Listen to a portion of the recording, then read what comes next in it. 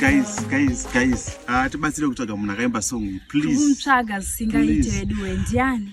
Oh, guys, tifuna kuti munhu anogona kutotimbira tumasong terudo izvi. Terudo shamwari. So please tibatsire kutsvaga munhu akaimba song. Adotota atimbire personal song yedu. Toziva ndiani. Please, kana muchimuziva tikuzive kuinbox kana comment section. Tikutsvagawo artist akaimba song yatati chitambai song manyama anogona kuimba tumasong terudo.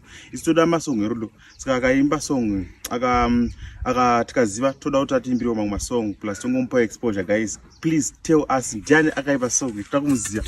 Please. Continue nebasa guys. Muti udzoka nemunhu. Please, we need to know ndiani.